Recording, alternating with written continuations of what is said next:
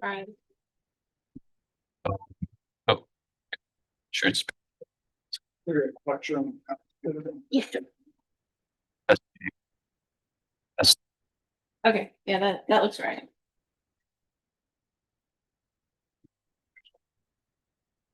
Oh, wait. Oh, it's a mic over here. yeah. Hmm.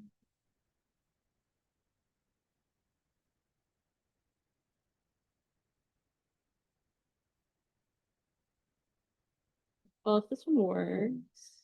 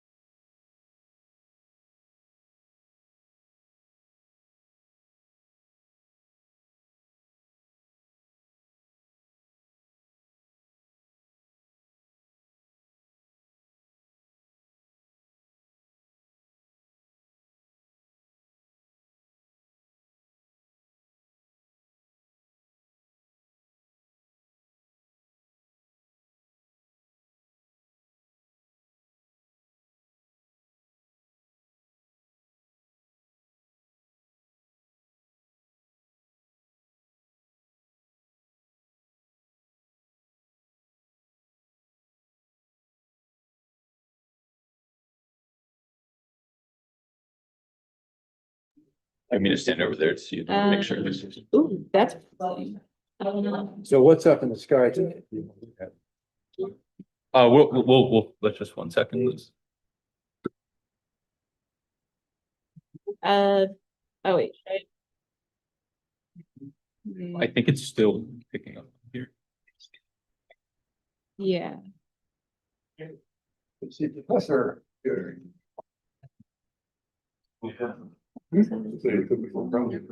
a few cases. Nice square. Wondering if Yeah. Gotta wonder if people don't do that anymore. Kind of these talks, if everything's on YouTube, it's so saturation. Well, one thing that things later. I think that's a question of the law. I know how.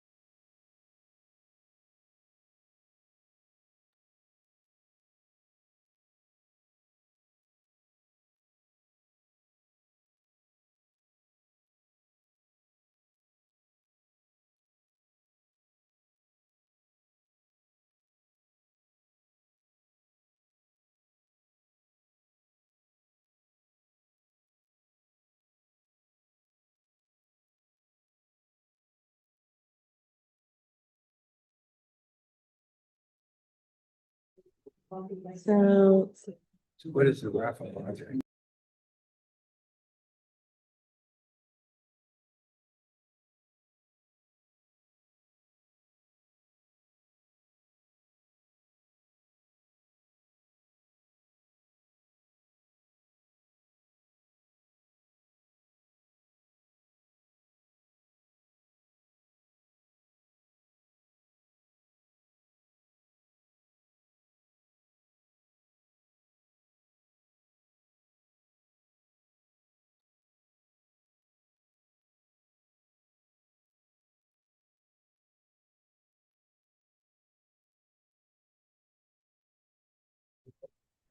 hold on, walk over there and say something.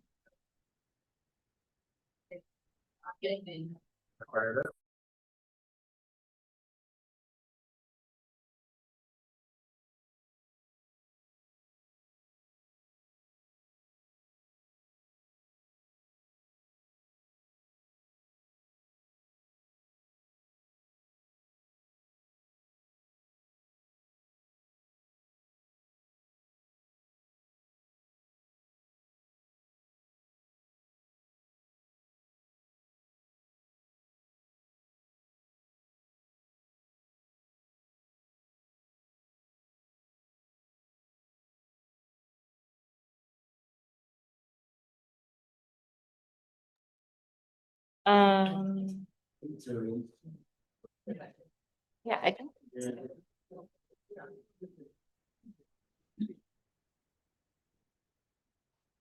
You do the raffle at the beginning or at the end?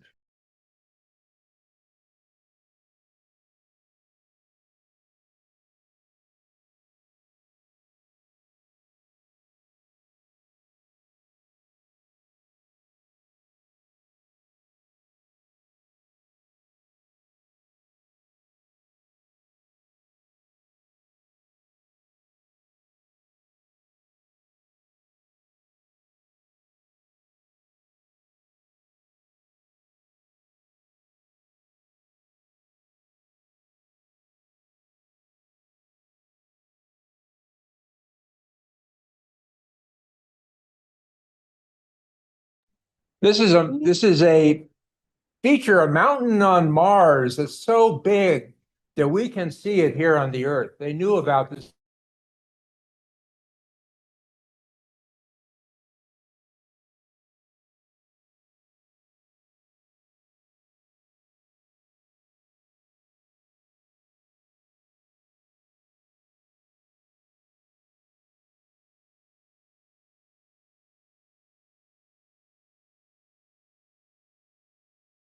make sure we definitely have audio for people. Let's see.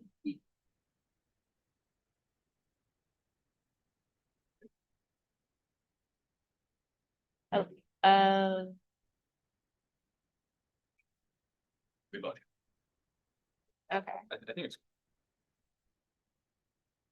audio is. Are you ready for an introduction? Oh, wait, like this.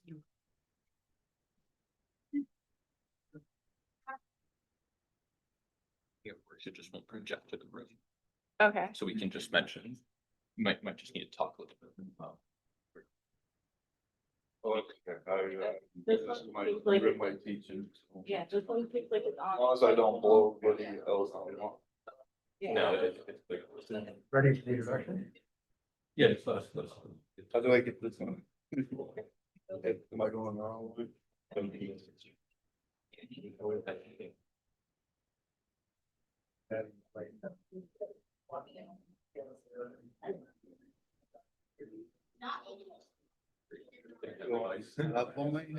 Think is a. So my name is Gary Furland. I'm not giving the talk tonight, but I gave it last month. This is the McAdams Student Observatory Sky Talk, named after Keith McAdams, a longtime faculty member who gave endowment to get the staff of the observatory going. So the University of Kentucky has a very active astronomy group, and we also have an observatory. So there's a number of us on the faculty here, and Ron is up for tonight. So Ron is an internationally recognized expert of how stars die. When stars are born, that can be a beautiful sight. But you can see this in Orion, their stars bursting before our very eyes. And then the other end of their life is also interesting. So Ron studies stars, not unlike What do I the do? sun in their last You stage should be of able to life. click before you. Yeah, He's an expert, he's done many of these observations. Where's the thing? I should be. That telescope has detected exoplanets, it has detected planets around other star systems. That doesn't work. And it's going to be used to measure rotation periods of asteroids. So it's actually doing interesting astrophysics here basically in the center. What is this? So the plan tonight is a fascinating talk, including a sample of a comet. We're going to think about a comet that came to us from another star system across the galaxy. And the next month or few months, it'll be a visitor. And after the talk is over, there'll be time for questions here. And then the plan is we're going to go across the street to the parking structure. The observatory is up on the top floor. It's a gloriously clear night tonight. It's one of the clearest nights I think I've ever seen. So we're really doubly blessed tonight to have a great talk and a great sky to see the telescope. So with all that, pick it up. So the raffle for the Mountain on Mars is at the end of the sky talk. You have to stick around. This is gonna be good. Okay, well, thank you everybody for coming.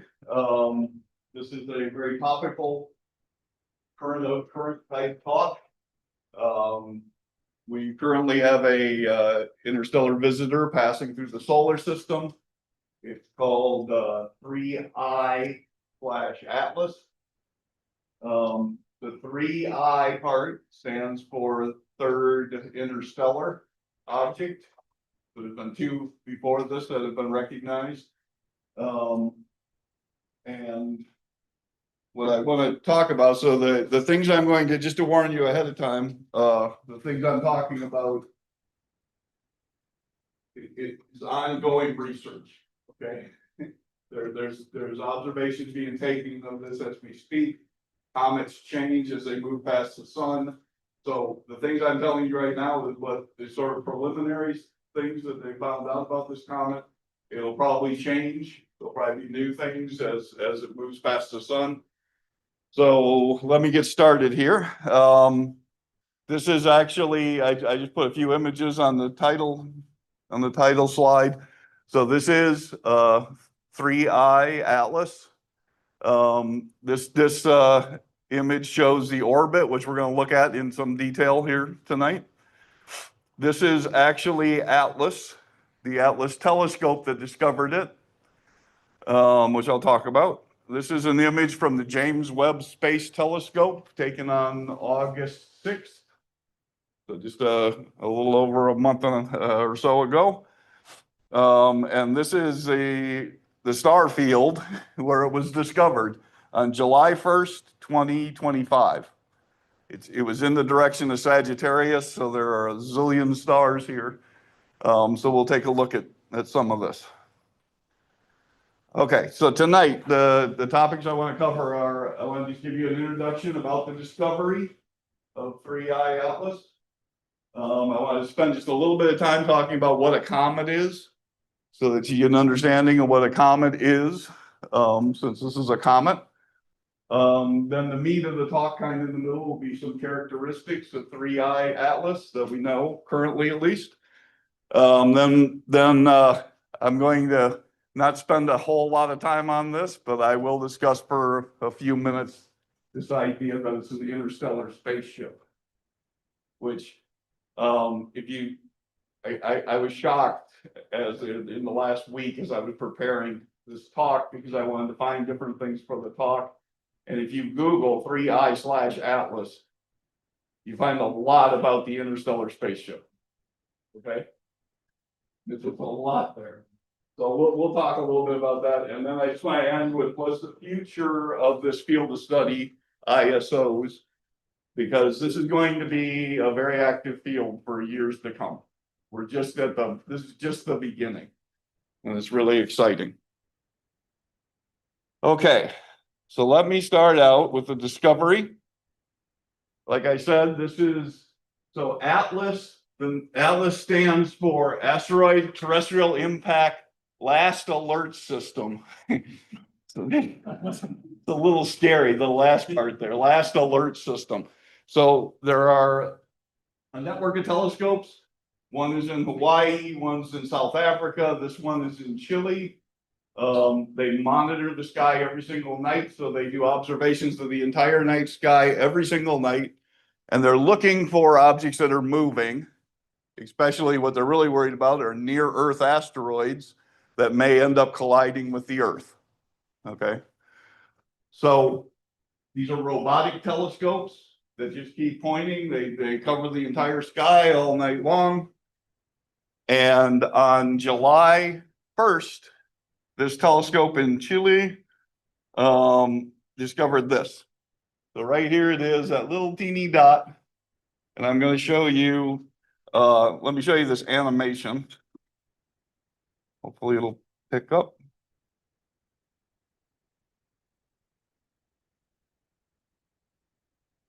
Oh, I didn't mention Atlas is a NASA program. So it's a NASA funded program.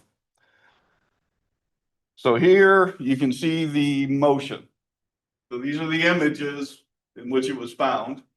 You can see the stars are holding still, and you get this one little dot of light that's just moving along. So that was identified as a moving object. What they did was they went back and they looked at data from a couple other sources to try to see, especially the Caltech Zwicky Transit Facility. So other telescopes observed the sky, and what they wanted to do is see if they could find it in these other previous images. So back to June 14th, they were able to find data. And you can see it's moving, so you can start to get an idea of the orbit just here. You can see in between these different images, it's moved. So using that, they were able to compute at least a preliminary orbit, and it was very clear that this comet is not part of our solar system. Okay, it's moving extremely fast. It's the fastest comet that we've ever observed. It's moving at 60 kilometers per second. And what this means is it's moving so fast that as it comes near the sun, of course, the sun's gravity will help pull it in. And then as it flies by, the gravity will try to slow it up, but it can't slow it up to zero because it's moving too fast, and off it'll go back out into our galaxy, the Milky Way. Okay. So let me close this. So here's a few things, I'm just listing some things about Atlas, 3I Atlas. It is a interstellar object. It did not come from our solar system, like all the other comets and asteroids and planets that we study. It did not come from the solar system. It's the fastest moving comet at 60 kilometers per second about. The size of the nucleus, the actual comet itself, the nucleus part, is somewhere between 0.4 and 5 kilometers across. That seems like a big range, and that's because by the time they observed it, it already started to look like this, and you couldn't see the actual nucleus anymore. Okay, so they have to try to guess how big it is from the emission that's coming from it. And in order to do that, you have to know how dark the surface is. It's called the albedo. And if it's really, really dark, then this could be a bigger than it is. And if it's not as dark, so they just have this range. They don't know the true size of the actual comet, the nucleus itself. It's estimated to be between 3 and 10 billion years old. I'll talk about why they think this is, given its orbit, the way it moves. Just so you know, the solar system is 4.6 billion years old. And a lot of papers that I saw were sort of expressing that it's probably 7 billion is it's kind of in the middle, right? So 7 billion might be a good thing. That's about 3 billion years older than our solar system or anything in our solar system. Okay, so that's really exciting because we have it right here in the solar system where we can look at it, right? It has a coma around it, and it has a tail of gas and dust that's developing and getting more developed as it gets closer to the sun, just like all other comets do. It had its closest approach to Mars on October 3rd, just 6 days ago. And the Mars orbiters and Perseverance on the surface of Mars all pointed up and took pictures of it. There's the one Mars orbiter actually got images, and I'll show you that before the end here, but maybe can actually trace what the gas looks like there also. So the reason they want to do this is because it passed close to Mars within a couple tens of millions of miles. So it was really close. On October 30th, right before Halloween, it will be a closest approach to the sun. And it does not come close to the Earth at all. In fact, it's on the other side of the sun. And this causes a problem because we want to observe it, and the time when it's most active is going to be when it's closest to the sun, and we can't observe it from Earth. Not only from Earth, Hubble Space Telescope orbits the Earth. James Webb Space Telescope doesn't orbit the Earth, but it's still close to the Earth. So you can't point towards the sun and try to get this comet, okay? So to try to circumvent that, there's all sorts of missions that are trying to be used to get this at closest approach, because this is when you're really going to see a bunch of stuff coming off of it. Okay, so data is being taken by a vast array. And the fact that so many missions, and missions that have nothing to do with comets, are attempting to gather data from it tells you how important this is, right? It's really important to astronomy and our understanding of the solar system. Okay, so this is just a simple plot. We got the orbit of Jupiter, Mars, Earth, Venus, Mercury, and the sun in the middle, and here's the path. But I want to show you this for a few minutes, because this really gives you the perspective of what's going on. So this is from a NASA website called Eyes on the Solar System. This is just an artistic rendering of what the comet looks like, because we haven't seen the comet itself. So it's, that this is just artistic here.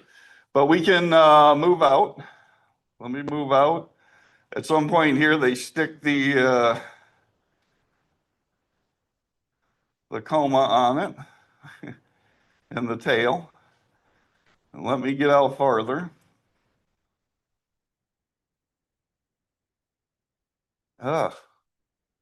Wonky on this computer. Wow. I practiced this ahead of time, trust me.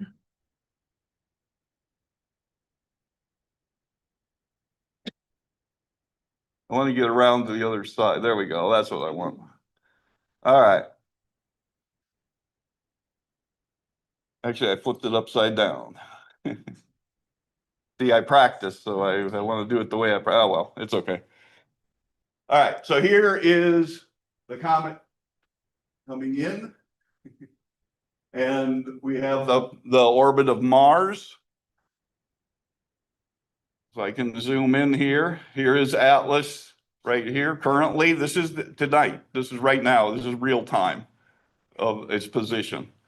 So in here, we can do things like, I'll just run it back a few days, go back to October 3rd.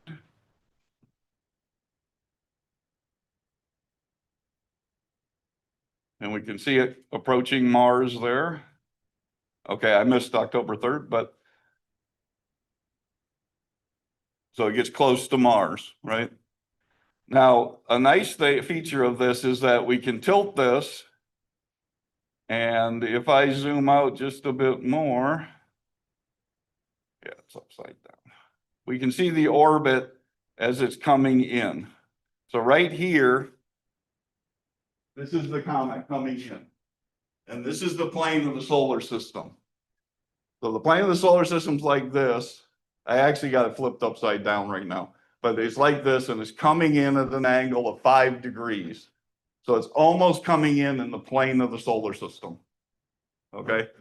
When it got past Mars, it was just a little bit above Mars, and then it's heading in.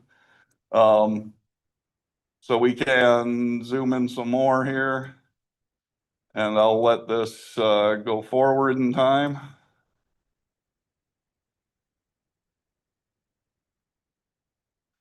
So here we come. And when we get to October 30th, roughly, you can see it's now at its closest point compared to the sun. Okay, so that's as close as it gets to the sun. This blue orbit is Earth's orbit. The red is Mars. So it's passing, it's not coming as close to the sun as the Earth's orbit even. Okay, so it's outside of the Earth's orbit. This will be the closest approach. And it's coming in very close to the plane. And you can see where Earth is. So this is our problem. The most interesting time is when it's closest to the sun, because that's when it's going to be most active. And the Earth is on the other side of the sun, right? Which means the comet is up during the day, right?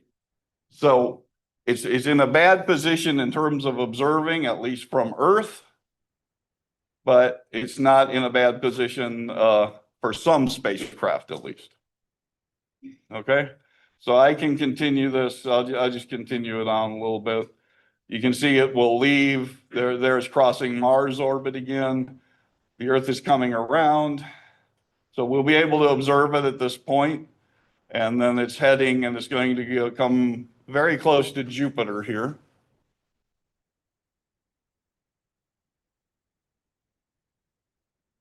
On around March 15th or so, March 19th. So it will pass really close to Jupiter. Okay, so that's the future.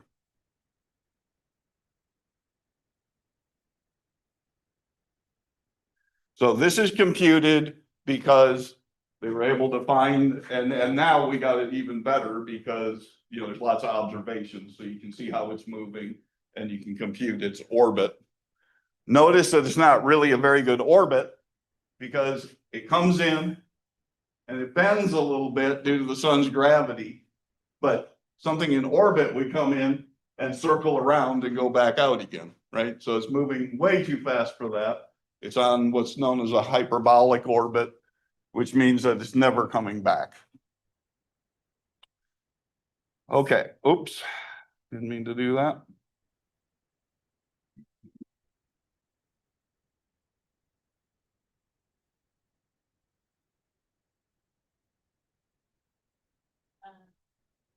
Yeah, I messed it up because I pressed escape, brother.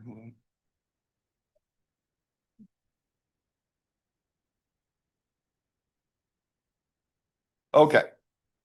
So that's the beginning, the introduction. So now I want to talk about what is a comet. Because how do we know this is a comet? Well, these are the properties of a comet. They're often called dirty snowballs. Okay. They're made up of frozen carbon dioxide, CO2. They're made up of water ice, H2O. They're also made up of dust and rock and different organic molecules. So on the surface of comets, usually you get this really dark organic compounds all on the surface, which is important because as it gets towards the sun, if that's really dark, it'll heat up the comet. And if you heat it up, you'll start to sublime carbon dioxide. Okay. So here's my little demo here tonight. So I have some water, some dry ice. Does anybody know can you see what's coming off of here? What do you think that is? What is it? Yeah, it's water, right? This is so cold, so we can't see water molecules in the room, but you know that there's some humidity in here, and there's water molecules floating around. When it gets by this really cold object, they turn into water droplets. So you start to see this. So what we're going to see coming off are water droplets. But let's just see what happens when I put this in. So the carbon dioxide that's a chunk of carbon dioxide. It's sublimating. So it's going straight from an ice right into a gas state, right? So let's see. When the comet gets close to the sun, you start to get all this gas building up around it, and it makes a coma. As it moves towards the sun and away from the sun, you get something like this. So this coma here starts to become a tail. Okay? See how I'm making a tail? Now it's not the same in this room because what I'm doing is I'm moving relative to the air. Okay? The air is not really moving. I'm moving this, and because this is very light, it gets pulled back, the coma gets pulled back into a tail, and it always follows whatever direction I go, because the air is not moving, right? Well, in space, it's a vacuum. With the exception of having the sun sitting there. The sun is giving off charged particles, called the solar wind, and it's giving off lots of radiation. All right. So as this approaches, the first thing that happens with a comet is you build a coma, which is like just an atmosphere sort of around it that kind of follows it along. It's in the vacuum of space. But as you get closer and closer to the sun, it starts to drive this thing out. You can even see this one's getting a little bit elongated. This is not 3I Atlas. This is just a different comet. This is actually Hale-Bopp, which was a very famous comet in 1997. You can see you end up with two tails in this case. One is an ion tail and one is a dust tail. So there's dust coming off. There are ions coming off. The ions respond to the sun's particles that are coming out. And the dust responds to the light. So the light hits the dust and it acts like a solar sail and it pushes it. Okay. So in this picture here, this is actually a nucleus of a comet. It's 103P. I'll get the name afterwards in another slide. So there's a comet that's starting to sublime. You can see stuff coming off of it, shooting off of it, but that's the nucleus. That's what a comet is. Okay? As time goes by, it turns into this, which is this big blob of gas that's radiating light, like an atmosphere around it. And it's happening because of this, because the carbon dioxide and the water start to sublime and give off gas, and along with that, dust and even rocks come with it. Then the dust gets swept back and the ions get swept back into these tails. So this is typical for a comet. So let me just finish this up. Here's where it's different, because the source of the wind that it's feeling is the sun, right?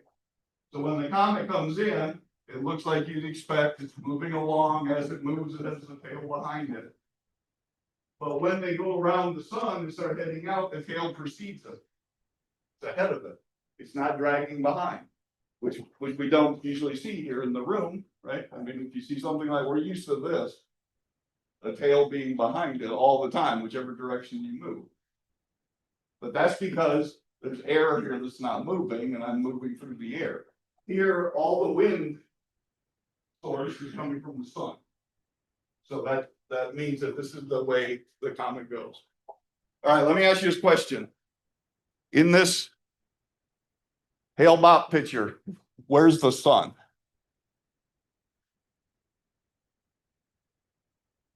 Where do you want it? Down here? Yeah. So the ion tail is the straightest thing that's coming from the wind of charged particles. These same charged particles are the things that are responsible for aurora on Earth, right? They're coming off the sun all the time, these charged particles. This is driven back in a fairly straight line that points right at the sun. The dust tail responds a little more slowly, so it ends up getting curved. But yes, just looking at this, we know that the sun is going to be down here somewhere, right?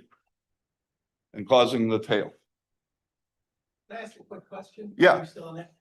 The reason the dust tail responds more slowly, is that because the particles are bigger than the ions? Is that? And they're being driven by light, right? Yeah. Whereas the ion tail is being driven by charged particles interacting, right? So when they collide, it's a bigger driving force, right? So yeah, the dust particles are bigger, and the only thing that's causing them to do that is light shining on them, right? So they do move, they do form a tail, but not as straight and sharp of a tail as the ions. Because there you got charged particles, and charged particles coming at enormous speed. They collide and off go the charged particles into a line, right? So it has to do with them being bigger. It also has to do with the radiation pressure is not as big as the charged particle pressure. Okay. So where do they come from? This is in the solar system. This is pretty much just an artistic thing. This doesn't represent all the different comets. But there's a reservoir of billions of comets out in something referred to as the Oort cloud, which extends out thousands of times the distance between the Earth and the sun, thousands of AUs. These comets come streaking in, and because this is sort of spherical, they come in all directions, all sorts of different directions. At the very center here, in this little blue box, is a blow up, and that's the inside of our solar system. And there's a belt in here called the Kuiper belt. This is another cometary region. Pluto and Sedna and Quaoar are all part of this system. They're big, large comets, or they're made up of the same type of material as the comets. And they live out in this band beyond Neptune's orbit. Okay. When those come in, they come in the plane of the solar system pretty much, because they're coming from this flat thing, right? So you can tell you can tell that they're coming from the Kuiper belt. Whereas these can come in at really high angles to the plane of the solar system. Okay, so this is where our comets come from. So here's Pluto, and I wanted to put this here because here's Pluto, here's the moon. You can see Pluto's a lot smaller than the Earth's moon, and here's the Earth all drawn to scale. So let's take a look here. Here are a few different cometary bodies. Pluto now is this bottom part. And then we have Mimas, which is a satellite of Saturn. And then a bunch of different comets here, some very big, 200, 100 kilometers across. Hale-Bopp, which I've been showing you. This is the nucleus. This is the actual size of the comet. It is 74 kilometers. We get all the way down here, just before the end is Phobos, which is actually the moon of Mars. It's the biggest moon of Mars. So it's down here at 27 kilometers across. The last little thing on this is right here is Halley's Comet. Okay, the famous Halley Comet that comes back every 76 years. And it's about 11 kilometers across. Okay, so let's blow up a little bit more. There's another case. Here's Hale-Bopp again. And this allows you to see down to 1 mile, which is basically a couple kilometers. Okay. This is sort of the size that we're talking about for 31 Atlas. It's on the order of a couple kilometers. Okay. So it's a little teeny dot compared to like Hale-Bopp is huge, right? Here's a plot of the 3 visitors that we have had from interstellar space. Oumuamua is 1 eye. It was the first one. It was very elongated, and it's about 200 meters long. Okay, it didn't give much in the way of gas. It didn't leave a tail or anything. That was in 2017. This is 2019. 2I was Borisov, which was bigger and did look more like a comet. It did give off some gases. And then this is projected. Again, we don't know the exact size, but that's 30I Atlas. Okay, so it's bigger than the other 2, and maybe even bigger than this, right? Because we don't really know the size of it. Okay. So what we have are cometary nuclei, which you can see here with Halley's Comet. As it gets close to the sun, you just get this huge outgassing going on. 103P Hartley is the same thing. And these were space missions that actually were able to see the nuclei up close. And this is our 31 Atlas, or 3I Atlas. And we started seeing it already when it had a coma. After it was discovered, it was already had a coma. So it makes it really hard to figure out what's down right at the center. Okay, so this is why there's not a real measurement of the size of it, currently at least. All right, let me show you the James Webb Space Telescope data. So this was on August 6th of this year. The first image is James Webb Space Telescope takes this image. This is the scattered light. So basically the light of dust being scattered around. You can see in the scattered light very easily that there's this extension, which on August 6th was the beginning of a tail. This little diagram down here shows you the position of the sun. Okay. So the sun is setting here, and just like what we just did in terms of, where is the sun, right? The sun is in a direction that's blowing it this way, just like what you'd expect for a tail. We also have observations of CO2. So this is carbon dioxide. You can see a lot of emission from the carbon dioxide. This is water. And in the contours are actually H2O absorption, because if you have water ice there, it can absorb some of the light. But the emission from water is very low. And this is carbon monoxide. So these are all things that are found in comets, the regular comets we have. You can see though, that in terms of brightness, they're not as bright in either water or carbon monoxide as they are in CO2. Okay. So this is a spectrum that allows you to just spreading the light out into wavelength. This is the dust scattering. You can see a little bit of emission from water right here. This is H2O. You can see a dip here due to absorption from the ice of water. Here is carbon monoxide. These peaks are carbon monoxide, and this great big peak here is carbon dioxide. Okay, so this is the light coming from the carbon dioxide. Now, if we compare this to our comets in the solar system, on this plot, we're looking at the distance from the sun. So this is in AU, which is the Earth is 1 AU from the sun. So it's the distance between the Earth and the sun is 1 AU. So out of about 5.2 AUs where Jupiter is, and this goes out to 8. Saturn would be out here at about 10. Okay. So these are solar system comets. Some are long period comets, which come from the Oort cloud. Some are shorter period, which come from the Kuiper belt. And when you plot them up as a function of distance and compare it to the ratio of carbon dioxide to water. So it's just saying, how much carbon dioxide do you have compared to how much water do you have?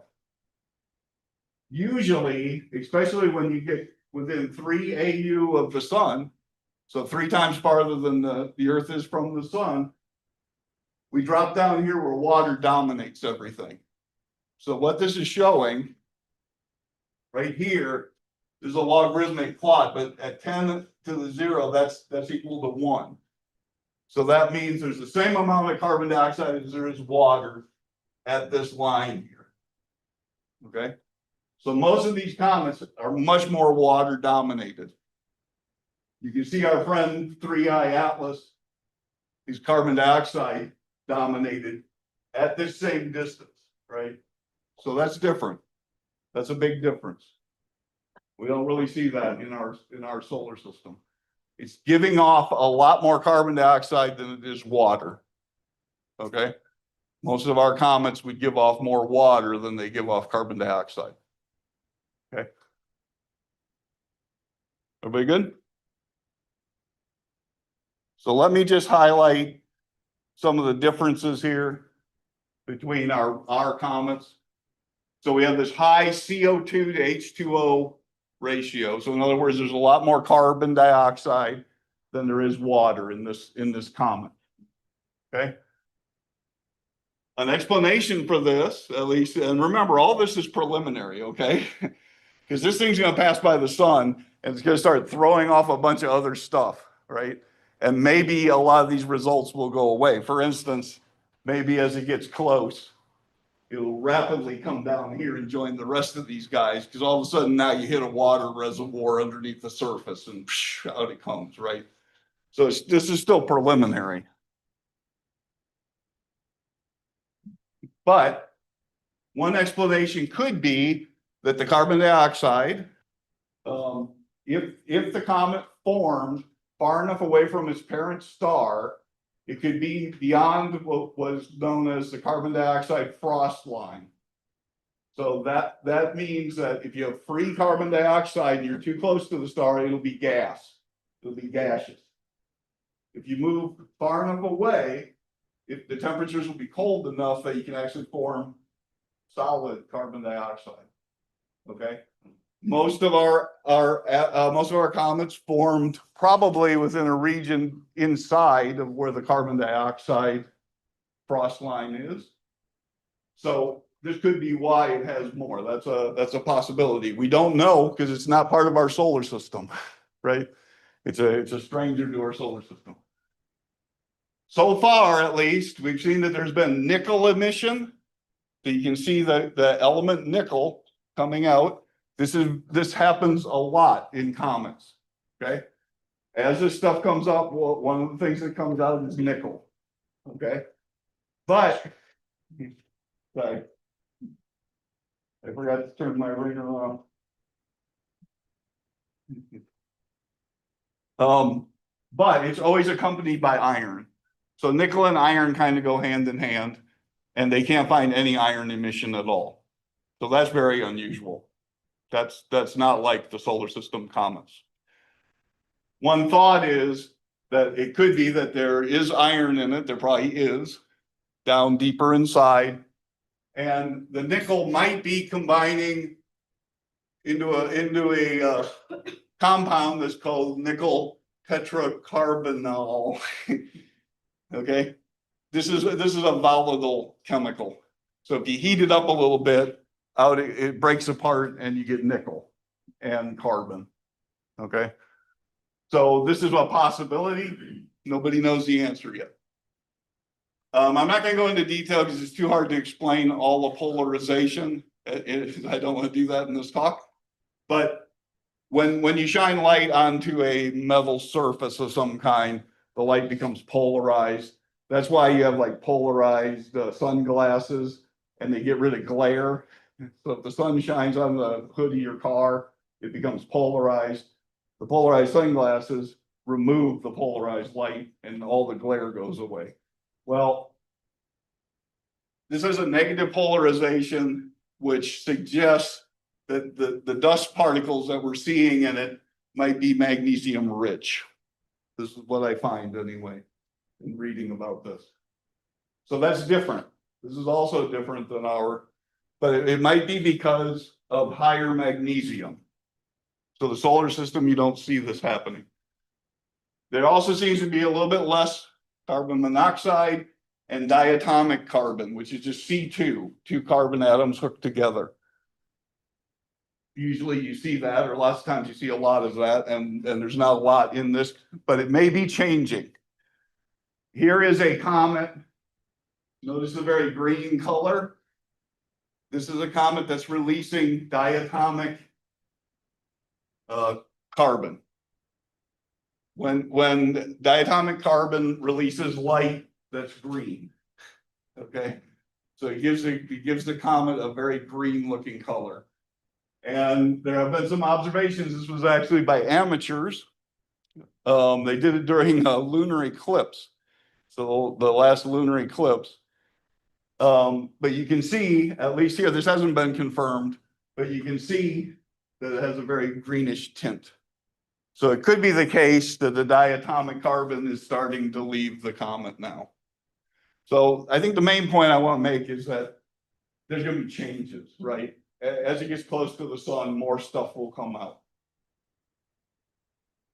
Okay, now, one of the reasons why this is really important, I just wanted to point out that one of the things that James Webb Space Telescope has done is to look at a star system called TRAPPIST-1. It's a red dwarf, very small star, orbited by like, I forgot the number, 6 or 7 planets. And they can observe it and try to figure out if these planets, which are terrestrial planets, whether they have atmospheres or not. So they're working really hard trying to detect an atmosphere around these different planets, right? So they can learn something about the system. It's a very hard observation.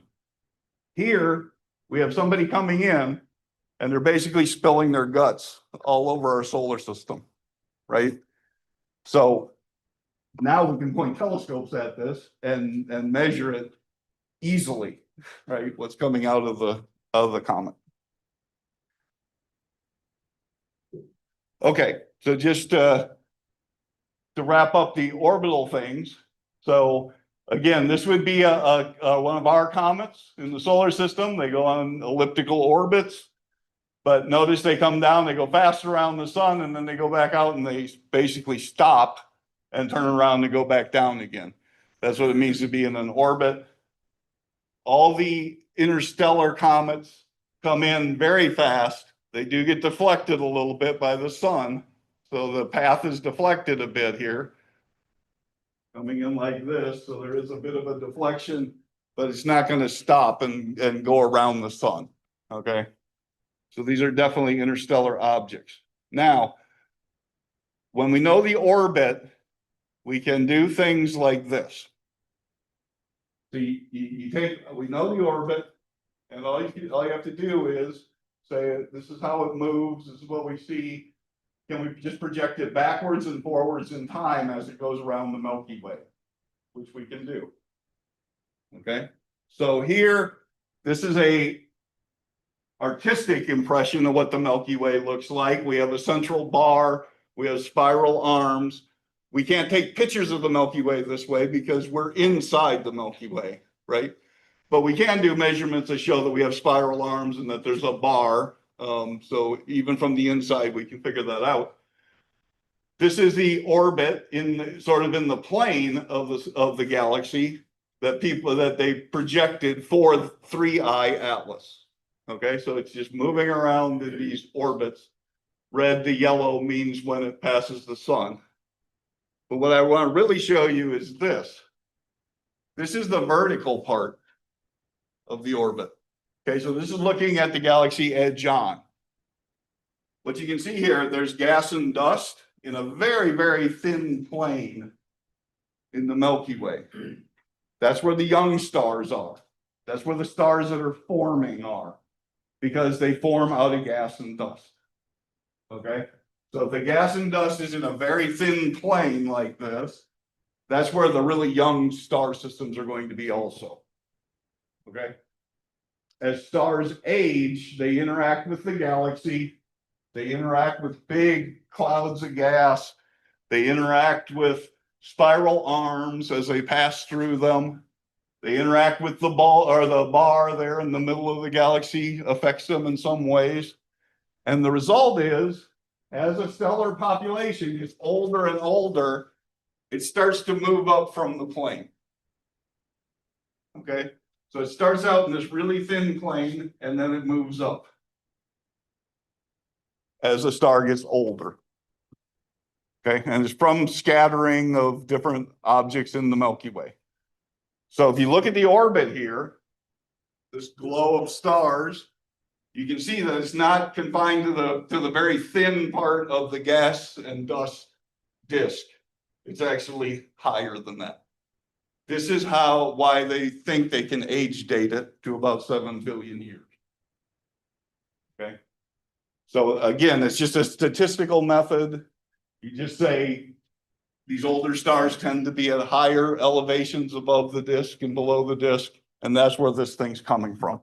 So this is really interesting because what happens is as time goes by, the amount of elements in a star or a solar system increases because basically the universe is made of hydrogen and helium. We have 90 other elements on the periodic table. About 99% of all the atoms are hydrogen and helium. Okay, there's about 1% that make up all the other 90 elements: carbon, oxygen, nitrogen, magnesium, calcium, iron, nickel, gold, platinum, uranium. That amounts to about 1%. All of those were formed inside stars. So the nuclear processes in the stars make these elements. And then as the star dies, it throws it back out into space. And when new things form, they form out of that. Okay. So if this is an old star, it's going to have generally less processed material. Because when it formed, there wasn't as much processing that happened 3 billion years before the sun. Okay. So this is one of the things they want to really look at and see if they can figure out how much processed material is actually in this comet. And that would also help to date the age of it. Okay. So it's very interesting because any of our comets in the solar system are 4.6 billion years old. End of story. Right. It's a very hard thing to do because what matters for the composition is also where in the solar system it forms. Right. So it's not an easy thing. It's a mixture of things. But that's the goal. Okay, So here's just a little bit of the last stuff. Because this is so important, and because we can't reach it from Earth, especially when it's closest to the sun, all these different missions are observing the comet. Okay, some have already done it.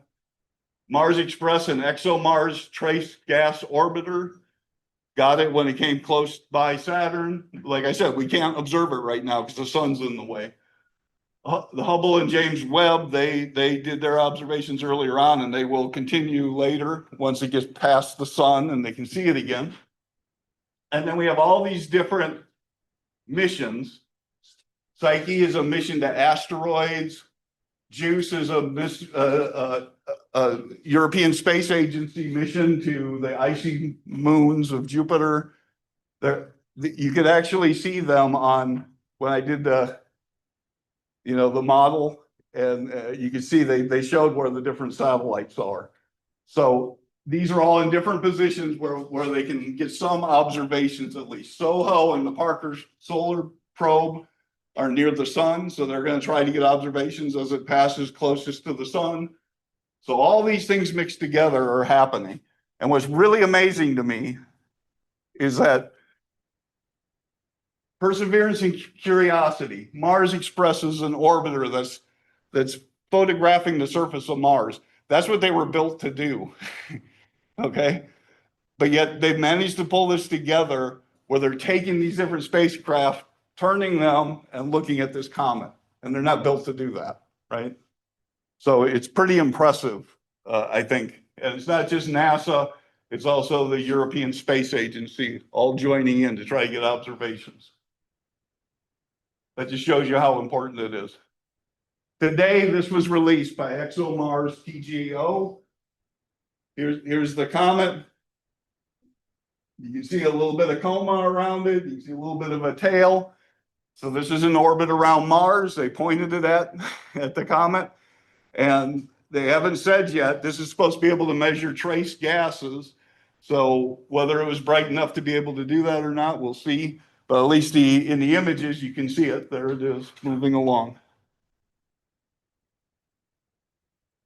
Okay, I'm almost done. So let me in one slide talk about, is this a spaceship or not? A lot of this is, as far as I can tell, is propagated by a Harvard professor named Avi Loeb, who has talked about this.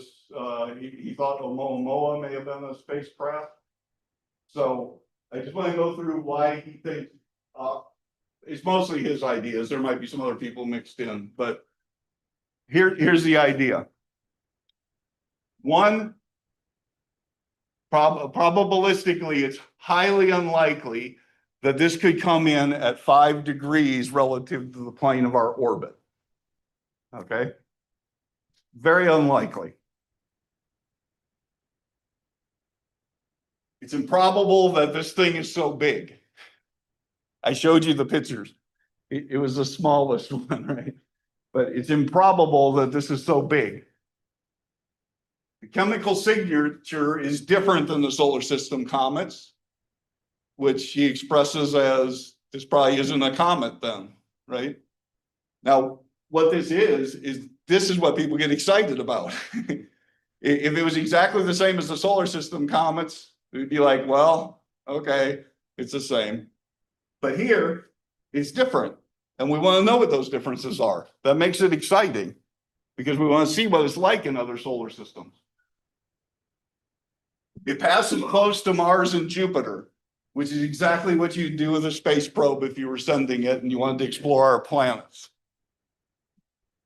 Okay, so yes, I showed you the model.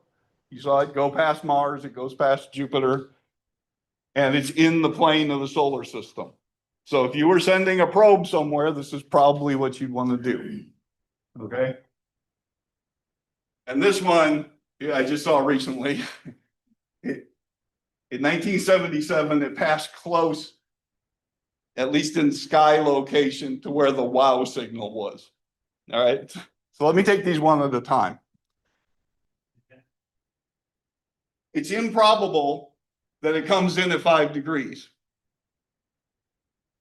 if it's coming in randomly, how improbable is it, do you think, that it's coming in at 75 degrees? If it was coming in at 75 degrees, how improbable would that be? Exactly the same as if it's coming in at 5 degrees. If it comes in at 0 degrees, it's every bit as improbable as 5 degrees.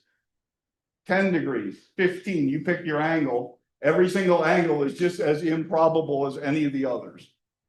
The reason it feels like it's more important is because it's being linked to intelligent life sending it into the plane of the solar system. So you say, what's the chance that it's going to come in the plane? The chance is exactly the same for any angle you pick. If it's coming in randomly from any random direction, any one is as likely as any other one. Okay? It's improbable that it's so large. Let me just take a look here again. Here's our 3 objects. Though it is bigger than the others, these are the 3 interstellar objects. I showed you the robotic telescope that discovered this comet. Right? You saw it. It was being put into the observatory. It's a small telescope that monitors the sky. What do you think the chance is that it's going to find something small? Maybe something the size of this room coming from interstellar space.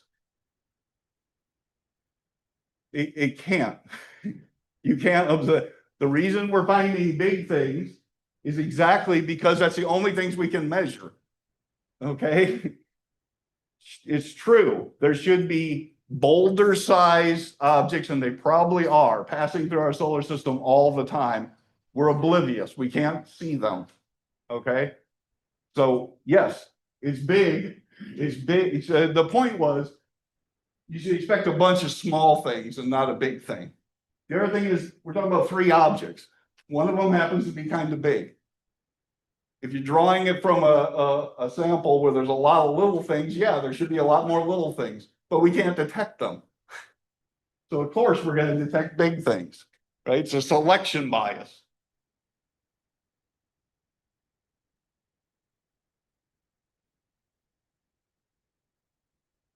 I already said the chemical signature is different, and I would like to know why the aliens that they decided that Mars and Jupiter were the good planets to go by. I want to know why they sent it in on retrograde orbit. What I mean by that, and I didn't point it out, I guess, very well, but the planets are going this way around, and the comet's going this way. Okay? Now I want you to think. You're driving down a 2-lane road, you're going 60 miles an hour. You pass somebody that's going really slow and they're going 30 miles an hour, right? As you pass them, it looks like they're going 30 because you're both going the same direction. You could even, as you're driving, kind of look over and you could probably figure out, you know the age of the driver. You can see how many people were in the car. It's going to be quick because you're passing them at 30, but you could do that. A car coming towards you at 30 is going to be coming this way, you're going to be going that way. Relative to you, they're going 90 miles an hour. Okay? The chance of like looking over and seeing them, you're just going to see this blur at 90 miles an hour, right? If you send your space mission in and you can control it so well that you can go right next to Jupiter, right next to Mars, why would you send it on a retrograde orbit? Because the comet's going to go, right? All they have to do is send it on the other side and pass in prograde, and then you have more time to observe the object. Okay? That's my point anyway. This last thing is, this WOW signal was a radio signal that Ohio State detected with a radio telescope in 1977. They just got this big flux of radio signal that showed up, and back then it was all on computer paper. And next to it, the person that was running the telescope circled it and just put wow with an exclamation point because there was this big burst of energy, right? Nobody knows what that is. There are ideas. Avelo looked at this and said that if you project back to where the comet was in 1977. It was within 9 degrees of the signal, to which he says it was probably sending out a signal to the home planet or whatever, and we picked it up. Okay. Now here's the thing. I just did a back of the envelope. I used my calculator and calculated this, taking the speed of 31 Atlas. In 1977, it was 100 billion miles away. Okay, roughly. I just did it on a calculator. Okay, 9 degrees at that distance means the signal's 15 billion miles away from the comet. Okay, so yes, the 9 sounds interesting, but it's not at the location of this comet. Not even close. It's 15 billion miles away from it. Okay. He knows these things. Okay. He knows it. And the other astronomers know it. He thinks you don't know it. And he wants to announce this stuff to the world and hopes that you don't realize these things. So that's why I wanted to talk about it for a couple minutes. Even an amateur astronomer knows that 9 degrees apart is really far apart. He's a long ways apart, right? What's the last time? Well, like something like this guy here, I don't know. Okay, so let me talk about the future of ISOs, because it's really, really bright, let me tell you. The Vera C. Rubin telescope has started observations this year. It's an 8-meter class telescope. So the discovery was in, I don't know how big, I didn't see the aperture, but that Atlas telescope is not very big, okay? The Vera telescope is going to cover the entire sky every 4 nights, and it's going to do it for a decade, okay? It's going to be able to see really faint things, and what it's going to find is a bunch of really faint things passing through our solar system, just like what are missing, right? They project, and obviously this is a big range too, because they just don't know yet. But they're projecting that they will get 1 to 70 ISOs each year. If it's even somewhere in the middle, we're gonna have hundreds by the time this is done. And then we'll be able to compare them meaningfully, right? NEO satellite, which is the near Earth orbit satellite, is going to be launched in 2027. It's this one. So that's Vera Rubin.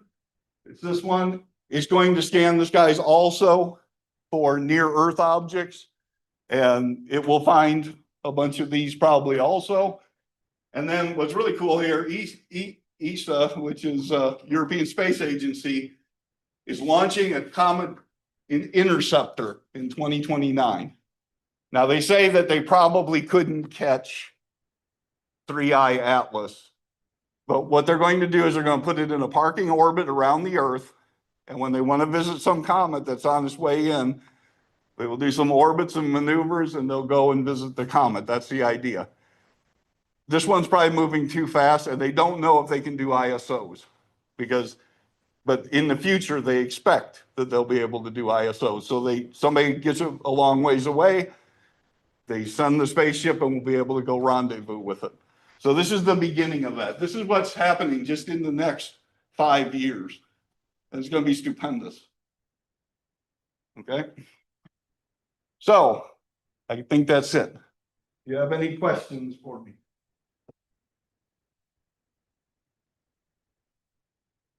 The whole program, we have a raffle still, and there's a telescope in the night sky. So there's probably time for 1 or 2 questions. There's a young one. I have a question. 2 young ones in the room. You want to see me throw more CO2 into the water? Yes, sir. Yes, sir. You were saying that comets in our solar system, obviously, they're orbiting around the sun. Yeah. So what is this orbiting around? You know, or? The galaxy. So it's much bigger. It originally started, we suspect, with a solar system. But if you think about the Oort cloud, I showed you the Oort cloud, this big cloud. In the drawing, they have it so that it's just kind of like M's. right? Well, it doesn't. Eventually, they're going to be moving comets for sun out fast enough that they escape the sun. And then they're gone, right? So our solar system, certainly, I think I didn't mention this either. The Oort cloud came about because of interactions with Jupiter and Saturn. And these small objects got in the interaction, got launched out way up into the solar system in the Oort cloud. Some of them got launched out and are gone. And they're off visiting other solar systems, right? Okay, before Good. the raffle, kind of late.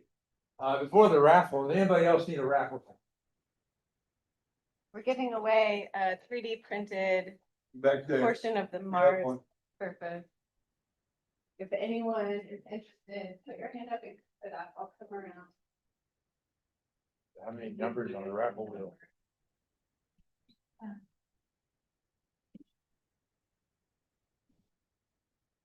Okay, sorry for one more question from the audience. Yes, sir. Does,